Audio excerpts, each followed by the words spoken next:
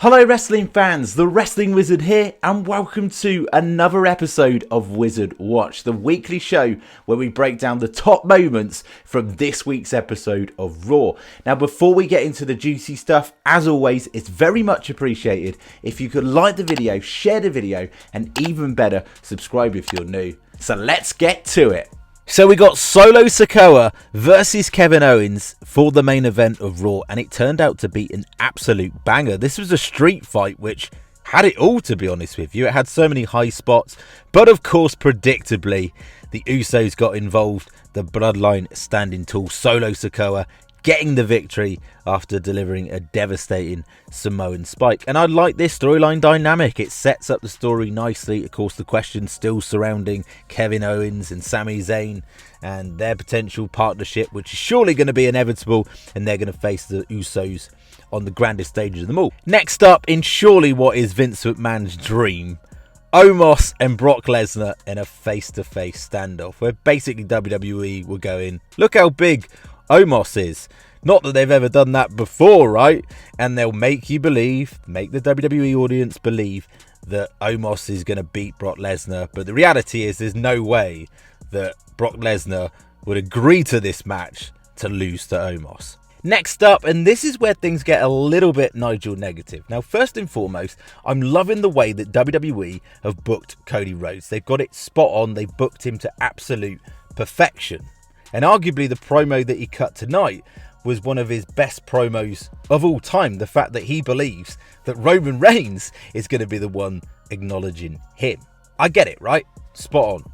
However, I don't like the fact that they keep booking LA Knight to lose matches. And in the eyes of the casual viewer, he just comes across as someone that just eats a pin all the time.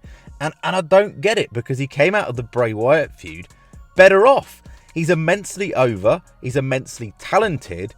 And still gives me Stone Cold vibes, Rock vibes on the mic. And yet they're booking him to lose. And yes, I get it. Having a matchup between Cody Rhodes and LA Knight, there's no way leading into WrestleMania Cody Rhodes should be losing. But come on, start booking LA Knight a little bit stronger, because the guy is going places if you book him right.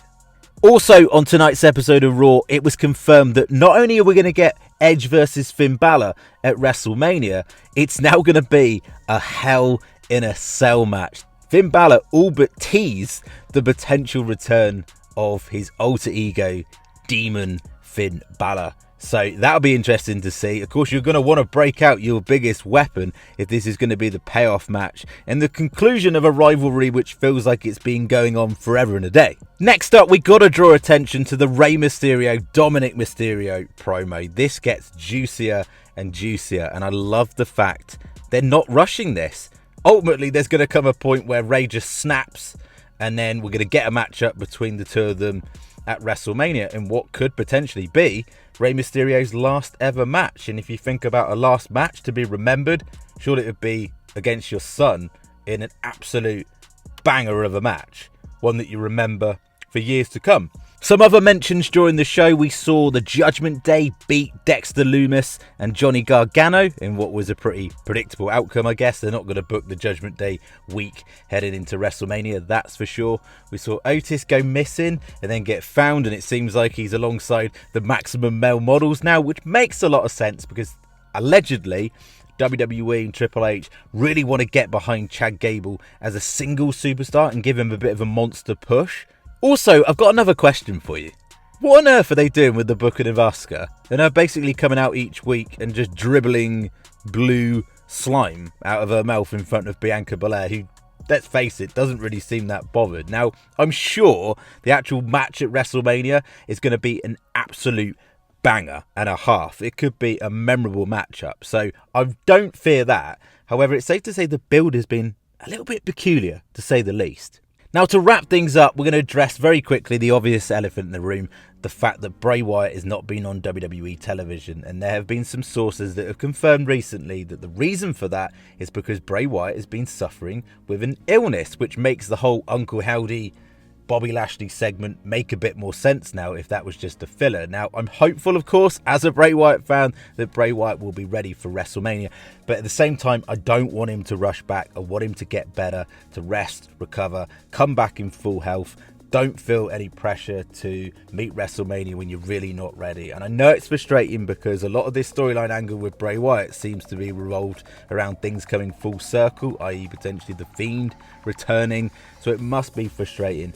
But one little message I want to end on is remember that wrestlers are human beings. They have feelings, and to wish that people would lose their jobs, to wish that people would get removed from the company because you don't like their creative is disgraceful. Just keep your opinions to yourself. There's no need to be so vocal on social media. Your opinions don't matter, and opinions at the end of the day are like assholes. We all have one. So just think about the wrestlers before you say certain things. There are implications to the words you say online. I have got a video on Thursday addressing this in a lot more detail, a little bit of a message for some wrestling fans out there. So stay tuned for that, and I'll catch you in the next one.